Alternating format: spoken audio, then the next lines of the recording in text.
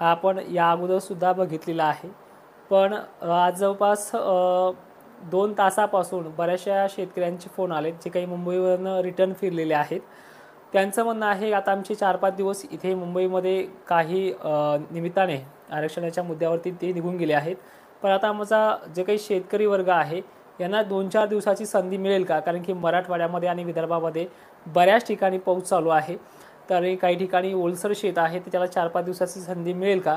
तर या संदर्भात हा व्हिडिओ बनवतो जो आपण ऑलरेडी फेसबुकला देखील बनवलेला होता। तर बघा, राज्यामध्ये 4 ते 5-6 तारखेला खानदेशामध्ये धुळे, नंदुरबार, शहादा आणि नाशिक क्षेत्राच्या बरोबरच विदर्भ मराठवाड्यामध्ये अनेक ठिकाणी तो पाऊस पडणार आहे। पण तारखेनुसार आणि जिल्ह्यानुसार थोडा वेगवेगळा बदल आहे। तर पहिले आपण तो सारांश पूर्ण करून घेऊया जेणेकरून सगळ्या बाजू समजून जातील। आज आपण जर पाहिलं तर मराठवाड्यामध्ये संध्याकाळच्या वेळेला अनेक ठिकाणी पाऊस हा सक्रिय होणार आहे। त्यापेक्षाही जास्त कंडिशन विदर्भाच्या जिल्ह्यांची असणार आहे। आजच्या 2 तारखेला नागपूर, चंद्रपूर, गोंदिया तसेच नांदेड जिल्ह्यामध्ये सातत्यानं नांदेड जिल्हा हा अग्रेसर आहे।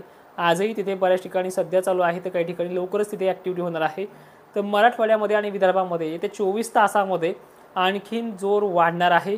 त्यामध्ये बुलढाणा, वाशिम, हिंगोली, अकोला, अमरावती, वर्धा, चंद्रपूर, गोंदिया, नांदेड पट्टा, परभणी, लातूरसह छत्रपती संभाजीनगरचा देखील समावेश आहे। उद्याच्या 3 तारखेला म्हणजे 3 सप्टेंबरला कोणता भाग सर्वाधिक जास्त असेल ते देखील पाहून घेऊया।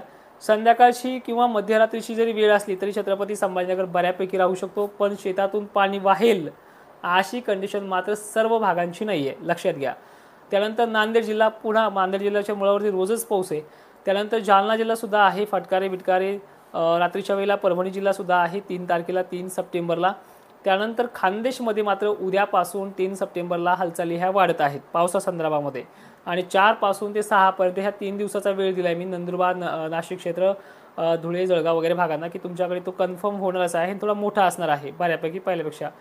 तर पुण्याकडे, साताऱ्याकडे हालचाली काय आहेत, जसं की बीड जिल्हा असेल, धाराशिव पट्टा असेल, तुमच्याही भागामध्ये 3 तारखेला वातावरणाच्या हालचाली वाढत आहेत। पण मोठा जोरदार पाऊस हा तुरळक ठिकाणी होईल पुण्याच्या वगैरे भागामध्ये, कारण की तुमच्याकडे मी हा पाऊस सांगितलेला सुद्धा नाही आहे मोठ्या प्रमाणात पडेल, कारण की परतीच्या पावसापर्यंत तुम्हाला वेटी आणि वाची भूमिका ठेवायची लागणार आहे। बदल मात्र बऱ्यापैकी होतोय नांदेडच्या सोडलेल्या जिल्ह्यांना, ज्यामध्ये पश्चिम साईड येते, जे की आपण नंदुरबार वगैरे जे काही भाग मोडतोय ह्या भागांमध्ये। यावेळी नाशिकच्या सुद्धा सोडलेल्या भागांना म्हणजे जो काही निफाड होता, नांदगावचा काही भाग सोडलेला होता, मालेगावचा, देवळ्याचा वगैरे आहे, यांना देखील जोर मात्र 4 तारखेपासून ते काही ठिकाणी 5 तारखेला वाढणार आहे आणि त्यानंतर सुद्धा तो जोर 6 तारखेपर्यंत कायम असणार आहे। मग आता हा मराठवाड्यामध्ये बरसत असलेला पाऊस सध्या आजही रात्री आहे, उद्याही आहे, गुरुवारी सुद्धा आहे। पण सोलापूरला गुरुवारी म्हणजे 5 तारखेपासून सोलापूर, दक्षिण साईड ह्या भागात थोडी सूर्यदर्शनाची जी काही तीव्रता आहे ती बऱ्यापैकी पाहायला मिळू शकते, ठीक आहे। तर अजून बघूयात काय मुद्दे आहेत। ज्यावेळेस खानदेशचा पाऊस वाढणार आहे त्यावेळेस नांदेड जिल्ह्यातला पावसाचा जोर हा ओसरणार आहे। नांदेड, सोलापूर, बीड, जालना परिसरापासून दक्षिणेकडील भागांमध्ये याचा समावेश आहे। पडला तर 10-5% भागामध्ये पडेल, अन्यथा मराठवाडा हा 5 तारखेपासून बऱ्यापैकी उघडीपमध्ये आहे। ज्यांना कोणाला जे काय आता नवीन आले आहेत पोरं मराठा आरक्षणावरून फवारणीसाठी जर तुम्हाला काही कामे करायची असतील तर 5 तारखेपासून पुढे 6, 7, 8, 9, 10, 11 पर्यंतचा वेळ मिळू शकतो, कदाचित 10 पर्यंत तरी कन्फर्म वेळ आहेच। म्हणजे 5 पासून ते 5 दिवस याच्यामध्ये ज्यांचे शेत मोठे चांगले ठोकर आहेत, पावसाच्या बाबतीत थोडे मानत नाहीत, तर अशा शेतकऱ्यांच्या पायासुद्धा 1-2 दिवसामध्ये होईल अशी कंडिशन स्पष्ट आहे। आणि दक्षिण महाराष्ट्रासह हा पावसामध्ये विश्रांती आहे। दक्षिण महाराष्ट्र आणि मराठवाड्याचा विषय मी पूर्ण केला आहे। मग या काळामध्ये खानदेशकरांना काही उघडीप मिळू शकते का जर झाल्याच्या नंतर 6 तारखेचा पाऊस उघडल्याच्या नंतर? तर साहजिक आहे, जी काही टफ लाईन नंदुरबार, शहादा भागाबरोबर जळगाव वगैरे भागांना घेते नाशिक शहरासह, ती टफ लाईन गुजरातकडे सरकणार आहे, तिकडे राजस्थान, पाकिस्तान बॉर्डरला जाणार आहे आणि शेवटची ही टफ लाईन असणार आहे। त्यानंतर परतीच्या रिटर्निंग मान्सूनचे वेध महाराष्ट्राला 2 तारखेपासून लागणार आहे, त्याबद्दलही स्पेशली व्हिडिओ मी दिलेला आहे। 7 तारखेला ही कंडिशन जर आपण पाहिली तर वारे वगैरे मध्यम राहतील, पण कळीचा गोष्टी अशा आहेत की गोंदिया, गडचिरोली आणि नागपूर या भागांमध्ये पाऊस मात्र 7 तारखेला लवकरच आगमन करणार आहे। तर 5 तारखेचा जर परिसर बघितला आपण इथे पाऊस आहेच। 4 तारखेला विदर्भातही पाऊस आहेच. संभाजीनगरच्या कन्नड भागामध्ये 4 तारखेचा पाऊस आहेच. पण 5-6चा पाऊस संभाजीनगरची दक्षिण बाजू कमी घेतोय. 5-6चा पाऊस संभाजीनगरची दक्षिण बाजू कमी घेतोय, पूर्वेकडील बाजू कमी घेतोय. पण तो निफाड साईड, वैजापूर साईड तो घेतोय, अशी परिस्थिती आहे. तर एकंदरीत असं चित्र होतं. काही आशंका असतील त्या देखील आपण पूर्ण करण्याचा प्रयत्न करूयात. राज्यामध्ये दुसरं लो प्रेशर जे आहे यानंतरचं, या महिन्यातलं, ते 14 तारखेच्या पुढे राहणार आहे. 15-16 पासून पावसाचा जोर पुन्हा वाढणार आहे आणि तो रिटर्निंग मान्सून सारखा मान्सून असणार आहे. पण तो अजून परतीचा पाऊस म्हणून डिक्लेअर केला नाही आहे. कारण त्याच्या मागचं सत्य असं आहे, तो पाऊस परतीच्या पावसासारखा बरसणार आहे आणि परतीचा मान्सून 15च्या पुढे आपण सांगितलेला आहे, 12-13 तारखेच्या आतमध्ये सांगितलेला नाही आहे. तो सुद्धा MP कडनं सगळ्यात अगोदर खानदेश आणि उत्तर महाराष्ट्राला तो सक्रिय असणार आहे. भारताचा समावेश त्याच्यामध्ये आहेच. आता काही महत्त्वाचे मुद्दे आहेत ते देखील घेऊयात. सर, धुळे जिल्ह्यामध्ये अतिवृष्टी सारखा आहे का, जेणेकरून आम्हाला नदीकाठच्या लोकांना सतर्क राहावं लागेल? तसं समजा 5 आणि 6 तारीख सतर्क राहिलेले बरे. मोठा पाऊस असणार आहे या भागामध्ये. नक्की सटाणा सुद्धा 30 तारीख आहे. सटाणा भागामध्ये जर आपण पाहिलं तर तुम्हाला मी सुरुवात सांगतो. उद्यापासून तुमच्या हालचालीला वाढेल. संभाजीनगर उद्या आहे. बीड जिल्हा उद्या पावसाचा जोर वाढतोय, म्हणजे 3 तारखेला लक्षात घ्या. मला वाटतं सगळ्यांना तारखे एकदा समजून सांगतो. त्यानंतर 3 तारखेची मध्यरात्र ही अकोला जिल्ह्याला अतिवृष्टीची राहणार आहे. अकोला जिल्ह्याचा उत्तरेकडील बाळापूर जे काही भाग येतोय, पश्चिम, पूर्व, उत्तर, या भागांना समावेश आहे. धुळ्यामध्ये पहिल्या पावसासरी 3 तारखेला जास्त प्रमाणात सुरुवात होईल, पण धुळ्याचा समावेश 3 तारखेला टक्केवारीनुसार कमी आहे.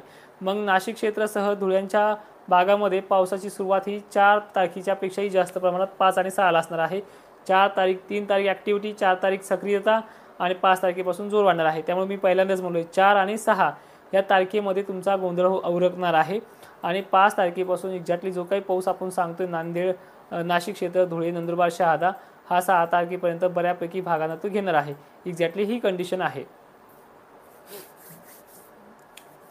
तर सगळ्यांना समजलं असेल. पुन्हा जाता जाता एवढंच सांगतो की आपल्या मराठवाड्यामध्ये, विदर्भामध्ये 2-3 दिवस बरा आहे. 5-6 तारखेपासून हळूहळू कमी व्हायला सुरुवात होणार आहे. 5-6 दिवसाची उघाड आपल्याला मिळणार आहे. त्यानंतर विषय असा येतोय खानदेशचा.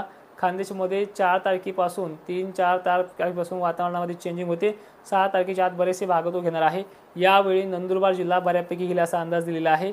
त्यानंतर विषय येतोय खामगावचा वगैरे भागांचा. मी परतीच्या पावसाशिवाय तुम्हाला बोललोच नाही आहे, त्यामुळे काळजी करू नका.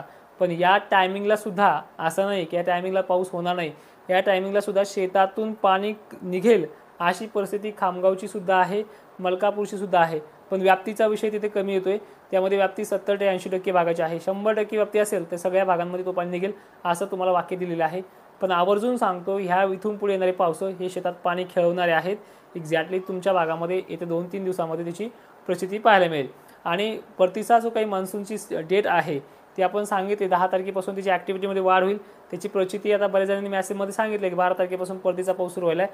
पण एक्झॅक्टली हा परतीचा पाऊस जो आहे तो MP कडनं सक्रिय व्हायला आहे, MP कडनं निघणार आहे.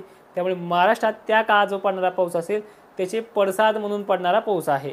तर याची परिस्थिती जवळपास राज्यामध्ये यंदा 10 ऑक्टोबरपर्यंत पाऊस राहण्याची भीती व्यक्त करतोय आणि पावसाळा जबरदस्त आहे, अजूनही फुल परफॉर्मन्स करणार आहे. ह्या 3 दिवसामध्ये खानदेशकरांच्या सोडलेल्या भागांना आणि नाशिककरांच्या सोडलेल्या भागांना नक्की समजेल. ठीक आहे, तर व्हिडिओमध्येच थांबतो. काही प्रश्न असतील तर जरूर विचारा कमेंटमध्ये. जय शिवराय, धन्यवाद.